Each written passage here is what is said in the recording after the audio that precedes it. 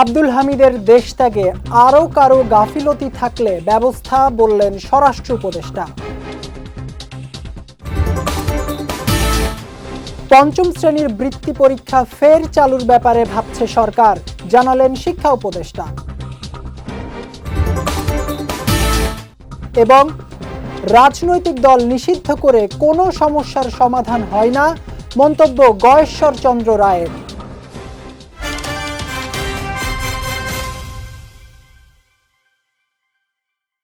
আসসালামু আলাইকুম, বিজয় রাতের সংবাদে আমন্ত্রণ জানাচ্ছি। আমি জাওয়াদ অন্তু। শুনছিলেন শিরোনাম, এবারে বিস্তারিত। সাবেক রাষ্ট্রপতি আব্দুল হামিদের দেশ ত্যাগে অন্য আরও কারো গাফলতি থাকলে তাদের বিরুদ্ধে ব্যবস্থা নেওয়া হবে বলে জানিয়েছেন স্বরাষ্ট্র উপদেষ্টা জাহাঙ্গীর আলম চৌধুরী। দুপুরে হজরত শাহজালাল আন্তর্জাতিক বিমানবন্দর পরিদর্শন শেষে সাংবাদিকদের সঙ্গে আলাপকালে তিনি একথা জানান। বলেন, সাবেক রাষ্ট্রপতি আব্দুল হামিদ কিভাবে দেশ ছাড়লেন তা তদন্ত করা হচ্ছে। 3 দিনের মধ্যে তদন্ত প্রতিবেদন দেবে কমিটি, এরপর জড়িতদের বিরুদ্ধে ব্যবস্থা নেওয়া হবে। এ সময় সাবেক প্রধানমন্ত্রী শেখ হাসিনাকে ফিরিয়ে আনার বিষয়ে ইন্টারপোল কাজ করছে বলেও জানান তিনি। আওয়ামী লীগ নিষিদ্ধের আন্দোলন প্রসঙ্গে স্বরাষ্ট্র উপদেষ্টা বলেন, আন্দোলনের কারণে সাধারণ মানুষের ভোগান্তি হচ্ছে। ভোগান্তি না হয় এমন জায়গায় আন্দোলন করলে ভালো হয়। এসপি অফিস থেকে যদি স্বরাষ্ট্র মন্ত্রণালয়ে কোনো কাগজ পাঠাইছে আমার জানা নাই, এই জন্য কিন্তু একটা ইনকোয়ারি কমিটি করা হয়েছে। যেহেতু ইনকোয়ারি কমিটিটা এটা পুঙ্খানুপুঙ্খানু দেখে এটার বিরুদ্ধে একটা আইনানুগ ব্যবস্থা নেওয়ার জন্য বলবে, এবং এটার জন্য যারা দোষী তারা কেউ আইনের আওতায় তাদের শাস্তি পেতেই হবে। পঞ্চম শ্রেণীর বৃত্তি পরীক্ষা ফের চালুর ব্যাপারে ভাবছে সরকার। সেক্ষেত্রে সব অংশীজনের সঙ্গে আলাপ আলোচনা করেই সিদ্ধান্ত নেওয়া হবে বলে জানিয়েছেন শিক্ষা উপদেষ্টা ডক্টর CR আবরার। আজ রাজধানীর মিরপুরে প্রাথমিক শিক্ষা অধিদপ্তরের জাতীয় প্রাথমিক শিক্ষা সপ্তাহ এর উদ্বোধন এবং পদক প্রদান অনুষ্ঠানে তিনি একথা জানান। বলেন, শিক্ষকতা মহান পেশা, এ পেশায় নিয়োজিত শিক্ষকদের যথাযোগ্য মর্যাদা দিতে হবে। প্রাথমিক ও গণশিক্ষা অধিদপ্তরের মহাপরিচালক আবু নূর মোহাম্মদ শামসুজ্জামান জানান, সব ঠিক থাকলে এবছরই চালু করা হতে পারে প্রাথমিক বৃত্তি। শিক্ষা ব্যবস্থায় সর্বক্ষেত্রে মুনাফার চিত্র ফুটে উঠছে বলে মন্তব্য করেন প্রাথমিক ও গণশিক্ষা উপদেষ্টা অধ্যাপক ডাক্তার বিধান রঞ্জন রায় পোদ্দার। বলেন, মামলা থাকায় সারা দেশে 32,000 প্রাথমিক বিদ্যালয়ে প্রধান শিক্ষকের শূন্য পদে নিয়োগ দিতে পারছে না সরকার। কোনো কিছুতে আগাতে চাই, মামলার জন্য আগাতে পারি না। আমাদের 32,000 প্রাথমিক স্কুলে প্রধান শিক্ষকের পদ শূন্য, কেন? মামলা। পরিবেশ মন্ত্রণালয়কে আলাদা ক্যাডারে আনার সুপারিশ করা হয়েছে বলে জানিয়েছেন বন, পরিবেশ ও জলবায়ু পরিবর্তন বিষয়ক উপদেষ্টা সৈয়দা রিজওয়ানা হাসান। বলেন, এখানে বিষয়ভিত্তিক এক্সপার্ট দরকার। সকালে ঢাকা বিশ্ববিদ্যালয়ের সিনেট হলে বাংলাদেশ ইনস্টিটিউট অব প্ল্যানার্সের আন্তর্জাতিক সম্মেলনে এসব কথা বলেন তিনি। উপদেষ্টা বলেন, দেশের বনগুলো পর্যটকদের ভারে কাহিল। সুন্দরবনে কারখানা স্থাপনের সিদ্ধান্ত আত্মঘাতী হয়েছে বলেও মন্তব্য করেন তিনি। এখন থেকে পাহাড় কাটার ঘটনায় শ্রমিকদের নয়, মালিকদের গ্রেফতারের নির্দেশ দেওয়া হয়েছে বলেও জানান সৈয়দা রিজওয়ানা হাসান। এ সময় শিল্প উপদেষ্টা আদিলুর রহমান বলেন, সবগুলো মন্ত্রণালয় ও দফতরের মধ্যে সমন্বয় করে কাজ করা গেলে পরিবেশ রক্ষা পাবে। সকালবেলা অভিযানে পাঠাই, সকালবেলা অভিযানে গিয়ে সব রিপোর্ট কিন্তু একরকম হয়। আমাদের অভিযানে গিয়েছি, ভেকু আটক করেছি, ওই সময় ওইখানে সবাই পালিয়ে গেছে, কাউকে গ্রেফতার করা সম্ভব হয়নি। এখন গ্রেফতার করতে তো আমি যেতে পারবো না। এই যে এত বছরে যে আমরা একটা রাষ্ট্রীয় কাঠামো তৈরি করেছি, এই রাষ্ট্রীয় কাঠামো এইভাবেই তো রিপোর্ট দেয়। হঠাৎ করে যদি আপনি বলেন যে না, এই রিপোর্ট মানবো না, কাউকে না কাউকে গ্রেফতার করে আনতে হবে। তো আমি গিয়ে চট্টগ্রামে বললাম যে এবার থেকে আর শ্রমিককে গ্রেফতার করে আনবেন না, মালিকের নামে মামলা দিবেন, মালিককে গ্রেফতার করবেন। সেখানে দেখলাম চট্টগ্রাম শহরে পাহাড় কাটা কিছুটা কমেছে, কিন্তু এখনো পর্যন্ত কোনো মালিককে কিন্তু গ্রেফতার হতে দেখলাম না। এখন সব কাজ তো আমার পক্ষে সম্ভব না। আমাদের হচ্ছে নীতি নির্ধারণী, কথা বলা, নির্দেশনা দেয়া, কিন্তু এই কাজগুলো বাস্তবায়িত হচ্ছে। অন্তত কয়েকটা দৃষ্টান্ত আপনাদের জন্য সৃষ্টি করে রেখে যেতে চাইব। রাজনৈতিক দল নিষিদ্ধ করার মাধ্যমে কখনো কোনো সমস্যার সমাধান হয় না বলে মন্তব্য করেছেন বিএনপির স্থায়ী কমিটির সদস্য গয়েশ্বরচন্দ্র রায়। সকালে জাতীয় প্রেস ক্লাবে 12 দলীয় জোটের সমাবেশে তিনি এই মন্তব্য করেন। এ সময় গয়েশ্বরচন্দ্র রায় আরও বলেন, সাবেক রাষ্ট্রপতি আব্দুল হামিদের দেশত্যাগের বিষয়ে কোনো সংস্থা জানত না, এটা হতে পারে না। সরকারের সম্মতি ছাড়া তিনি বাইরে যেতে পারেন না বলেও অভিযোগ করেন তিনি। যারা ১-১১ সৃষ্টি করেছে তারাই নেপথ্যে থেকে অন্তর্বর্তী সরকারের কলকাঠি নাড়ছে বলেও মন্তব্য করেন বিএনপির স্থায়ী কমিটির এই সদস্য। তিনি বলেন, তারেক রহমান মামলা থেকে খালাস পেলেও তার উপর চলা নির্যাতনের ক্ষত রয়ে গেছে। এ সময় তার দেশে ফিরতে বাধা নেই। সরকারের পক্ষ থেকে এ বিষয়ে পর্যাপ্ত নিশ্চয়তার দাবি জানান গয়েশ্বরচন্দ্র রায়। তারেক রহমানের দেশে ফেরার পিছনে কোনো বাধা নাই। আমরা সরকারিভাবে ঘোষণাটা শুনতে চাই। অনেক রাজ্য বিদেশ থেকে আনছেন না প্রয়োজন, এই যে সংস্কার কমিশনের বিভিন্ন চেয়ারম্যান মেম্বার বানিয়েছে, আনছেন না যারা বিদেশে থাকতো। সুতরাং কেন চাই? জনগণের মধ্যে যে প্রশ্ন জিজ্ঞেস করছে, প্রশ্নের উত্তর যখন তারা রাজপথ থেকে আবিষ্কার করবে তখন তো আপনার সমস্যা হবে। সেই জন্যই বলবো সরকারের প্রধানের কাছে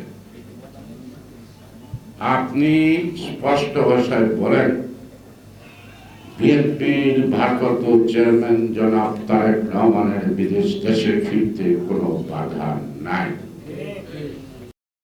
সভা সমাবেশ নিষিদ্ধের তালিকা থেকে শাহবাগ মোড় বাদ দিয়ে নতুন করে গণবিজ্ঞপ্তি জারি করেছে ঢাকা মেট্রোপলিটন পুলিশ ডিএমপি। দুপুরে ডিএমপি কমিশনার শেখ মোহাম্মদ সাজ্জাদ আলীর সই করা এক গণবিজ্ঞপ্তি জারি করা হয়। এতে বলা হয়, পরবর্তী নির্দেশ না দেয়া পর্যন্ত সচিবালয় ও প্রধান উপদেষ্টার বাসভবন যমুনার পার্শ্ববর্তী এলাকায় সভা সমাবেশ করা যাবে না। পার্শ্ববর্তী এলাকাগুলো হলো Minto road, hotel intercontinental, Kakrail মসজিদ ও অফিসার্স ক্লাবের মোড়। এর আগে গত 13ই মার্চ ডিএমপির গণবিজ্ঞপ্তিতে প্রধান উপদেষ্টার বাসভবন ও আশপাশের এলাকার অন্তর্ভুক্ত ছিল শাহবাগ মোড় পর্যন্ত। নতুন বিজ্ঞপ্তিতে শাহবাগ মোড় বাদ দেওয়া হয়েছে। সকল নাগরিকের অধিকার সুরক্ষিত করতে পারবে এমন জাতীয় সনদ তৈরিতে জাতীয় ঐকমত্য কমিশন কাজ করছে বলে জানিয়েছেন কমিশনের সভাপতি অধ্যাপক আলী রিয়াজ। তিনি বলেন, রাষ্ট্র সংস্কারের এই সুযোগ কাজে লাগাতে হবে। আজ শনিবার জাতীয় সংসদ ভবনের এলডি হলে ইউনাইটেড পিপলস ডেমোক্রেটিক ফ্রন্ট ইউপিডিএফ এর সঙ্গে আলোচনায় তিনি এসব কথা বলেন। জাতীয় সনদ তৈরির জন্য রাজনৈতিক দলগুলোর সঙ্গে আলোচনা চলছে উল্লেখ করে আলী রিয়াজ বলেন, জাতীয় ঐকমত্য কমিশন সবার সঙ্গে আলোচনা করে জাতীয় সনদ তৈরিতে সচেষ্ট রয়েছে। সভায় চট্টগ্রামের 3 পার্বত্য জেলায় স্বায়ত্তশাসনের দাবি জানায় ইউপিডিএফ। অন্তর্বর্তী সরকারের প্রধান উপদেষ্টার বিশেষ সহকারী মনির হায়দারের সঞ্চালনায় আলোচনায় কমিশনের সদস্য সফর রাজ হোসেন, বদিউল আলম মজুমদার, ইফতেখারুজ্জামান ও মুহাম্মদ আইয়ুব মিয়া উপস্থিত ছিলেন। এবার জেলা সংবাদ।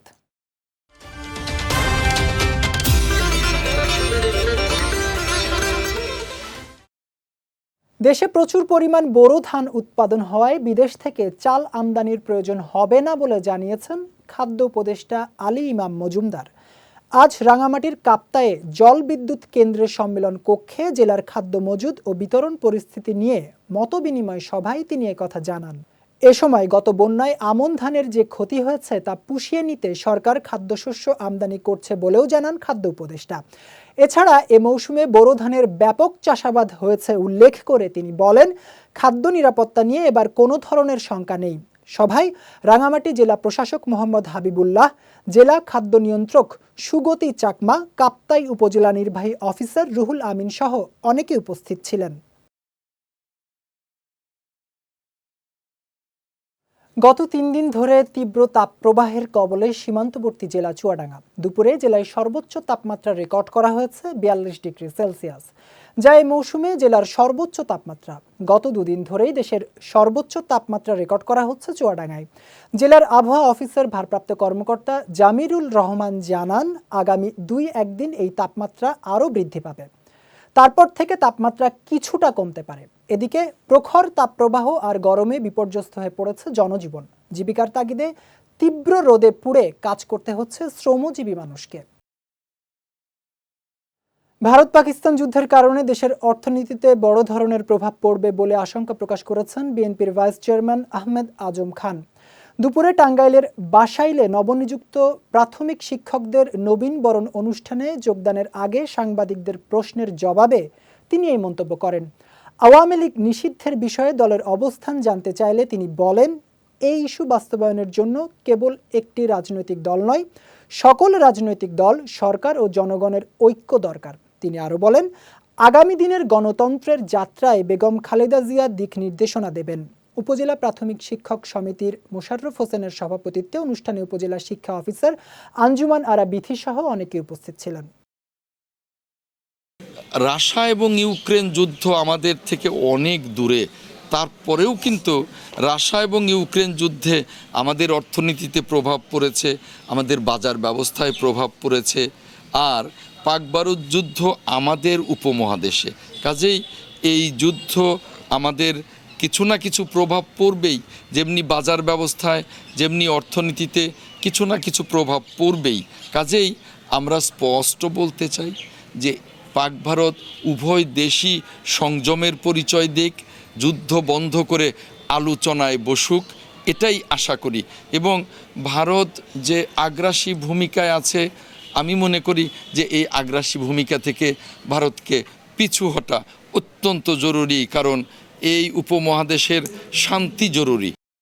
যাচ্ছি খেলার সংবাদে।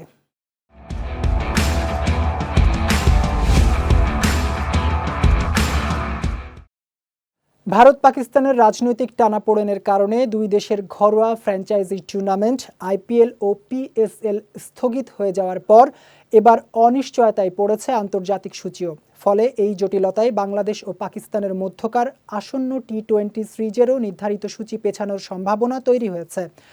আগামী 25শে মে থেকে শুরু হতে যাওয়া 5 ম্যাচের টি-20 সিরিজের জন্য 21শে মে টাইগারদের পাকিস্তানে পা রাখার কথা।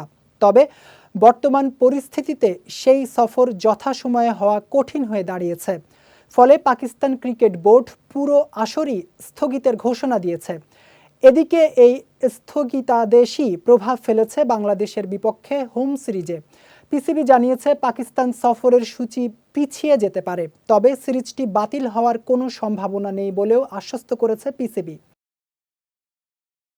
চলতি গ্রীষ্মে আর্সেনালে পাড়ি জমাচ্ছেন রিয়াল সোসিয়েদাদের তারকা মার্টিন জুবিমেন্দি। আজ বিষয়টি নিশ্চিত করেছে স্কাই ইতালিয়ার সাংবাদিক এবং দল বদলের বড় সূত্র ফ্যাব্রিজিও রোমানো। স্পেনের হয়ে ইউরো জেতা এই ডিফেন্সিভ মিডফিল্ডারের দিকে গত কয়েক বছর থেকেই নজর ছিল বড় ক্লাবগুলোর। এর আগে লিভারপুলের সঙ্গে চুক্তির আগ মুহূর্তে নিজেকে সরিয়ে নেন এই স্প্যানিশ মিডফিল্ডার। জানিয়েছিলেন নিজের ক্লাব রিয়াল সোসিয়েদাদেই সময় পার করতে চান তিনি। এরপর থেকে রিয়ালের নজরে ছিলেন জুবিমেন্দি। তবে রিয়ালকে হতাশ করে শেষমেশ আর্সেনালে যাচ্ছেন 26 বছর বয়সী এই মিডফিল্ডার। বিজয় রাতের সংবাদ শেষ করার আগে শিরোনামগুলো দেখে নিচ্ছি আরও একবার।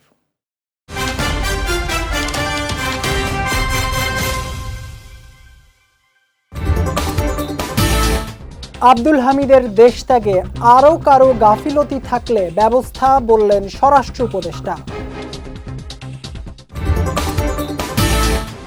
পঞ্চম শ্রেণীর বৃত্তি পরীক্ষা ফের চালুর ব্যাপারে ভাবছে সরকার, জানালেন শিক্ষা উপদেষ্টা। এবং রাজনৈতিক দল নিষিদ্ধ করে কোনো সমস্যার সমাধান হয় না, মন্তব্য গয়েশ্বর চন্দ্র রায়ের।